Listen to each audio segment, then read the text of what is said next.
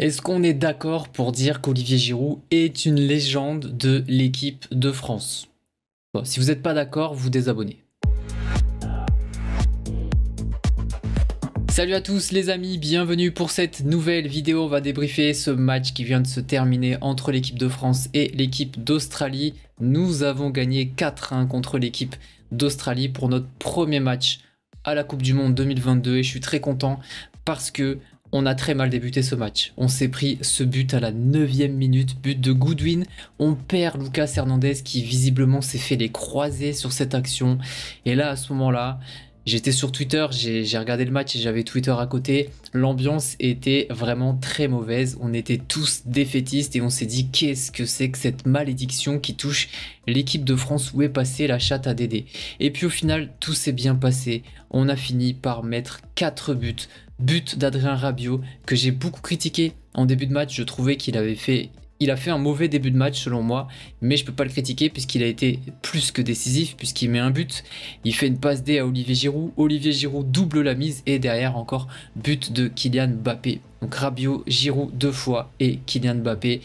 Et voilà, je suis vraiment hyper rassuré parce que quand j'ai vu ce début de match, je me suis dit ça y est, c'est parti, on va sortir dès les phases de poule comme tous les champions du monde ou quasiment tous les champions du monde. Et puis c'est terminé. Et puis je me disais, on va devoir attendre 4 ans pour revoir une Coupe du Monde. Dans 4 ans, j'ai 42 ans en fait, donc j'ai pas envie d'attendre aussi longtemps. Donc j'étais en train de bader. Et puis finalement Olivier Giroud, enfin d'abord Adrien Rabiot, puis Olivier Giroud, puis Mbappé nous ont délivré. Alors le match, eh ben, j'ai été agréablement surpris. Déjà je voudrais commencer par dire que l'Australie a pas fait un bon match. C'est très très faible l'Australie, franchement c'est très très faible. Je trouve cette équipe australienne moins forte qu'il y a 4 ans et il y a un symbole pour ça, c'est Aaron Mooy. Aaron Mooy, j'ai été impressionné par son match justement il y a 4 ans contre l'équipe de France. Je l'ai un peu suivi par la suite et je trouvais que c'était un très bon joueur. Et là, j'ai l'impression que c'était le cousin d'Aaron Mooy. Ces 4 années qui s'est pris dans la gueule, il est sans. Il est moins vif, il était vraiment moins bon qu'il y a 4 ans. J'ai vraiment trouvé cette équipe d'Australie très très faible. Elle a bien joué le coup sur le but. Il y a un moment donné où elle touche le poteau, où elle aurait pu égaliser à 2-2. Mais même si elle avait égalisé à 2-2, je pense qu'on aurait fini par gagner 3-2, 4-2, voire même plus. Cette équipe australienne est vraiment très faible et je pense qu'elle va finir dernière de cette poule. Bon, voilà. C'est pour nous calmer un petit peu parce que là je sais que tout le monde est très content, en tout cas les Français, on est tous très contents. Mais il faut quand même relativiser, cette équipe australienne était mauvaise. Par contre, je trouve, même si l'Australie a été mauvaise, je trouve qu'il y a beaucoup de satisfaction individuelle, peut-être un peu moins collective, mais individuelle dans cette équipe de France, et ça m'a surpris. Déjà, le premier truc, la charnière centrale. On était tous inquiets de cette charnière centrale expérimentale, pas tant que ça, parce que Konaté et Upamecano ont joué ensemble à Leipzig, mais on était inquiets parce que ces deux-là cumulaient 9 ou 7 ou 9 sélections à eux deux. Donc on était inquiets. Upamecano, à chaque fois qu'il jouait en équipe de France, on l'a trouvé fébrile, pas à son avantage. Konaté, sur ces 2 sélections, c'était pas mal. Eh bien, j'ai été agréablement surpris. Je les ai trouvés très bons. On sent qu'il y a une entente entre les deux, et ça, Deschamps est très sensible à ça, mais on sent qu'ils s'entendent bien. Mais surtout, là où j'ai été surpris, c'est même pas sur l'aspect défensif où finalement ils ont été assez peu inquiétés, c'est sur l'aspect des relances. Je les ai trouvés meilleurs relanceurs, je les ai trouvés meilleurs dans la qualité du jeu long et même du jeu court, avec des passes qui coupent des lignes, que Tchouaméni. Et ça c'est quand même surprenant, voire problématique. Konaté ou Upamecano ont été meilleurs que Tchouaméni dans le jeu de passe, dans le jeu long, dans le jeu court, dans les passes qui cassent les lignes. Et ça m'a beaucoup surpris. Je savais que c'était des défenseurs qui relançaient bien, mais là, le fait d'en avoir 2, c'est très intéressant. C'est très intéressant et ils nous ont énormément aidés dans ce match pour casser des lignes justement et pour trouver des ailiers. Ils ont souvent trouvé des ailiers. Je les ai vraiment trouvés propres sur cet aspect-là et j'ai été vraiment surpris. La blessure de Lucas Hernandez, elle est vraiment terrible. Moi, Lucas Hernandez, c'est un joueur que j'adore, que ce soit en défense centrale ou même latéral gauche. Il sort, mais malheureusement, quelque part, sa sortie a fait du... Ah, c'est dur de dire ça, a fait du bien à l'équipe de France, peut-être pas. Mais l'entrée de Théo Hernandez a été exceptionnelle. Et là, j'en veux un petit peu à Deschamps. Parce que Deschamps, on sait, c'est un entraîneur frileux, c'est un entraîneur qui veut d'abord que sa défense soit solide. Mais il y a des limites. Tu joues contre l'Australie et mettre Pavard, qui est un défenseur central pour moi, même s'il joue à droite à Madrid, au Bayern, je sais, mais pour moi, c'est un défenseur central. Dans son jeu, c'est un défenseur central. Et que tu mets Lucas Hernandez, qui est aussi un défenseur central, donc tu mets 4 défenseurs centraux contre l'Australie, pour moi, c'est pas normal. Pour moi, il aurait dû mettre directement Théo Hernandez, directement, et Lucas Hernandez sur le banc. Théo Hernandez, c'est un latéral qui est très offensif et on l'a vu sur ce match, il a été omniprésent, il a été très dangereux, il a combiné avec Mbappé, il a fait de multiples centres, il a provoqué l'adversaire, il était vraiment exceptionnel, son entrée était fantastique. Théo Hernandez, c'est pas parce que c'est un joueur qui est bon offensivement, c'est un latéral bon offensivement, qu'il est forcément nul défensivement, il sait défendre, Théo Hernandez. Et là, la preuve, il a fait rentrer Théo Hernandez, pour le coup, on n'a pas été inquiété sur son côté. On n'a pas été inquiété sur son côté. Il n'a pas laissé des espaces comme a laissé Pavard. Justement, j'en viens à lui. Pavard, le premier but, enfin le seul but qu'on prend de l'Australie, le marquage de Pavard, c'est un scandale. C'est un scandale. Il marche. Il a lâché complètement son vis-à-vis et son vis-à-vis était absolument seul. S'il y avait Pavard au contact, il n'aurait pas été aussi à l'aise pour marquer. Il n'aurait pas marqué, je pense. Il aurait eu beaucoup plus de mal à marquer, disons. Et là, Pavard, qui est censé être un défenseur central, qui est censé être le plus expérimenté de cette défense, eh bien, celui-là, ce joueur-là, laisse complètement seul un joueur australien dans la surface sur un centre de l'autre côté. C'est pas normal. Ça, c'est les bases de la défense. C'est pas normal. Donc, Benjamin Pavard, et il le sait, hein, quand on voit sa tête quand il sort, il sait qu'il fait un mauvais match. Il sait qu'il fait un très mauvais match.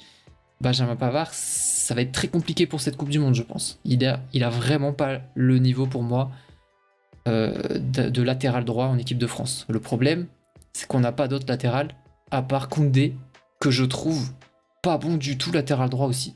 Donc pour moi, c'est un vrai problème le côté droit de la défense et on l'a vu contre l'Australie et j'ai peur contre des équipes plus fortes comme le Danemark par exemple ou plus tard, si on se qualifie en huitième de finale, des équipes comme l'Argentine ou le Brésil avec des ailiers qui sont très forts. Je veux dire, tu mets un Vinicius Junior sur Pavard, il se passe quoi? Ça m'inquiète beaucoup. Par contre, les autres défenseurs, très très bien. Je pense qu'on a trouvé Konaté, Upamecano, Théo Hernandez. On a trouvé là, pas la défense type parce qu'il y a Varane qui va sûrement revenir. Je pense que Varane va remplacer Upamecano. Ou Konaté, je sais pas, parce qu'Upamecano il a vraiment été bon. Mais là, sur ces 3 éléments-là en défense, c'est solide. Pavard, par contre, gros problème. Au milieu de terrain, Rabiot, Tchouaméni. J'ai été très déçu, je suis désolé. Tchouaméni, j'ai été très déçu. Fofana, il est rentré, il a joué un quart d'heure. Je l'ai trouvé meilleur que Tchouaméni. Je suis désolé. Fofana, c'est un joueur qui joue beaucoup plus vers l'avant, qui va essayer de casser des lignes, qui va faire des passes vers l'avant, qui va faire des courses vers l'avant. Tchouaméni, il joue que comme ça. C'est un essuie-glace le mec, mais un essuie-glace latéral. Il joue jamais vers l'avant.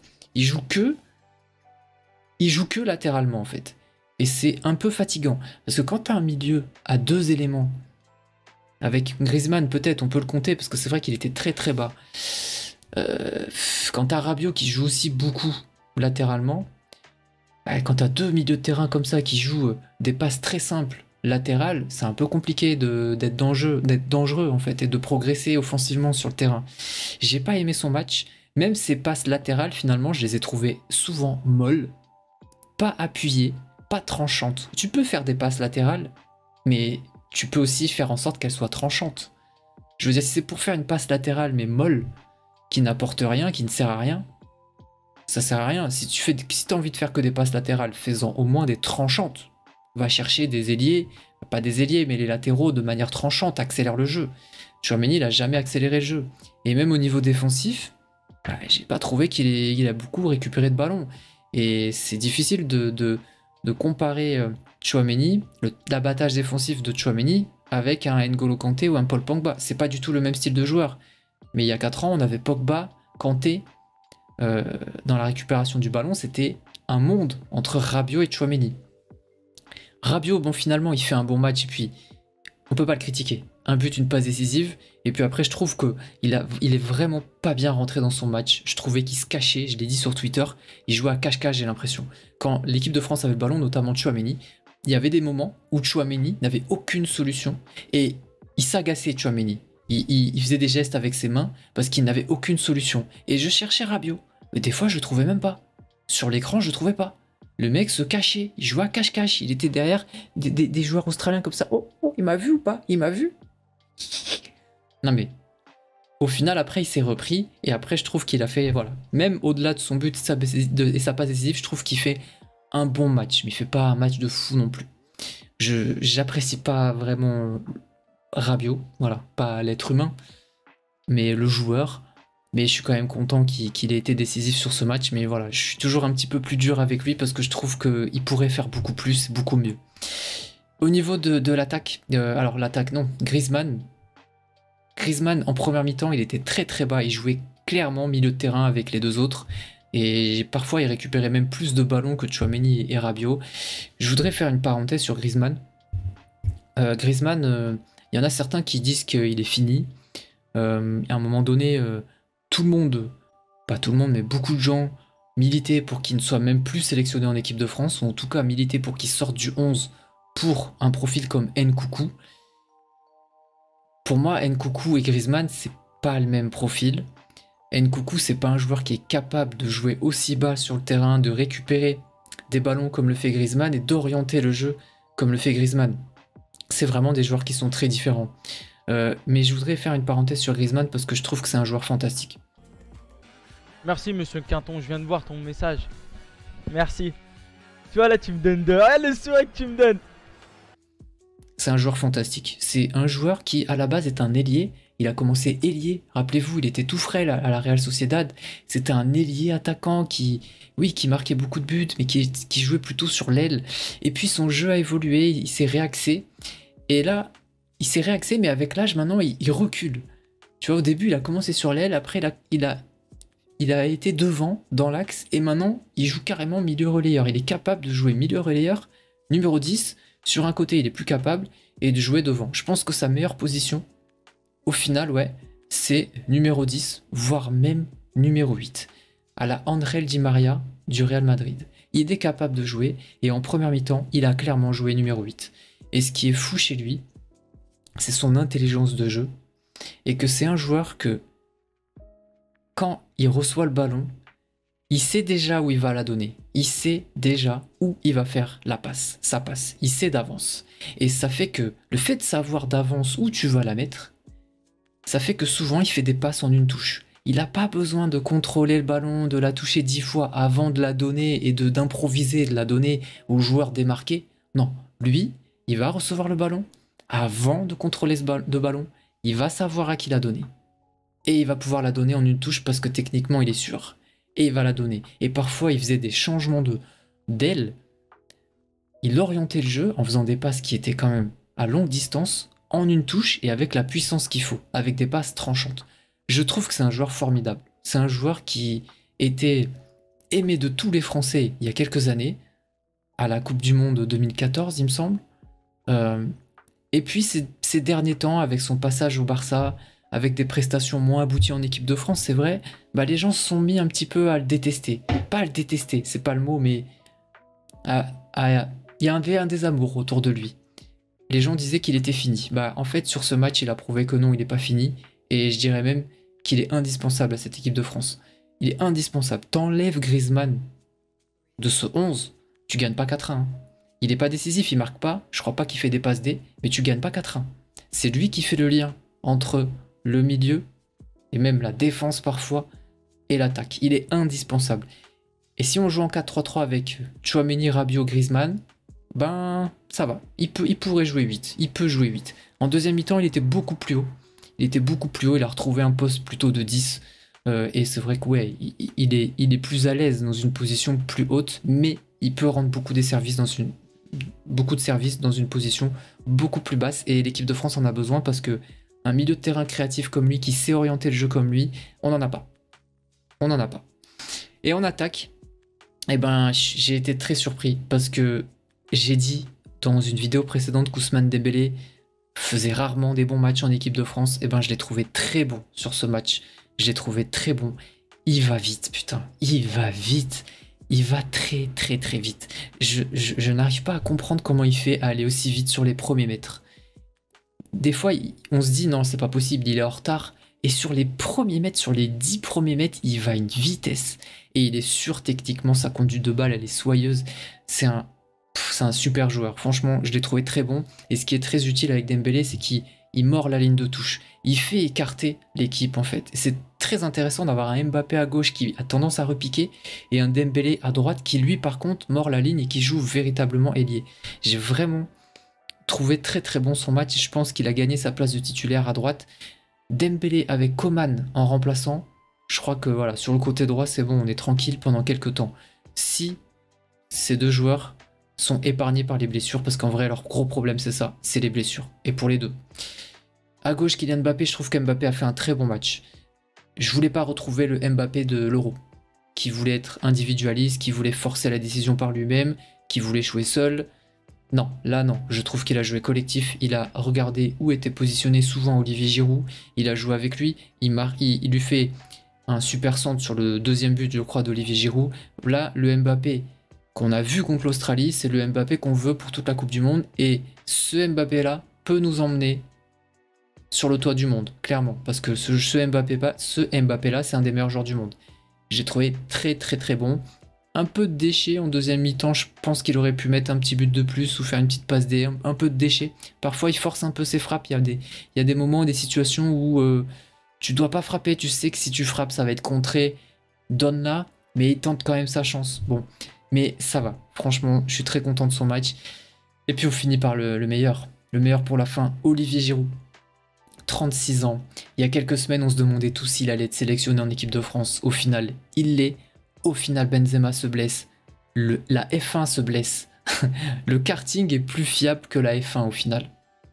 C'est bizarre. Et Olivier Giroud devient le numéro 9 titulaire de l'équipe de France. Et le mec, premier match doublé. Alors oui, c'est contre l'Australie, mais quand même, premier match doublé. Tous ceux qui disaient que Giroud il est nul et il n'a pas marqué un seul but à la Coupe du Monde il y a 4 ans, je crois que là, vous pouvez plus rien dire. Maintenant, voilà, il a mis un doublé contre l'Australie. C'est que l'Australie, mais ça reste un match de Coupe du Monde. Ça reste un match de très haut niveau. Ça reste un match avec une pression énorme sur les épaules. La pression que vivent ces joueurs-là pour le match là contre l'Australie, on n'a pas connu une pression comme ça, nous, dans nos vies. C'est une pression, mais ça dépasse l'entendement pour nous, êtres humains. En tout cas, Olivier Giroud, je suis trop content pour lui. Il a égalisé le record de Thierry Henry. C'est pour ça que je disais en intro, c'est une légende de l'équipe de France, mais c'est sûr, il n'y a même plus de débat là. Il n'y a même plus de débat, je veux entendre personne. C'est statistiquement officiel, c'est une légende. Et je pense même qu'il va dépasser Thierry Henry. En tout cas, j'espère qu'il dépasse Thierry Henry. Je pense que Thierry Henry sera même pas fâché contre ça. Je pense qu'il sera vraiment content pour Olivier Giroud. Les records sont faits pour être battus. Et ça serait une formidable récompense pour Olivier Giroud qui dépasse Thierry Henry, qui reste pour moi le meilleur attaquant de l'histoire de l'équipe de France. Thierry Henry, hein. Je parle pas d'Olivier Giroud, mais Olivier Giroud, il est pas très loin de Thierry Henry, honnêtement. Il est pas très loin. Super but, voilà, c'est un joueur qui est très très bon dans la finition. C'est un attaquant qui rate peu d'occasions. Quand il a des centres, il les met très souvent au fond. Le centre de Mbappé sur la tête de Giroud, c'est parfait. Le timing est parfait, le geste est parfait, la tête est parfaite, tout est parfait. Et ce qui est très encourageant pour l'avenir, c'est que Mbappé et Dembélé sont en forme, ont fait un très bon match et sont capables de faire de très bons centres. Et on a peut-être le meilleur joueur du monde de la tête devant.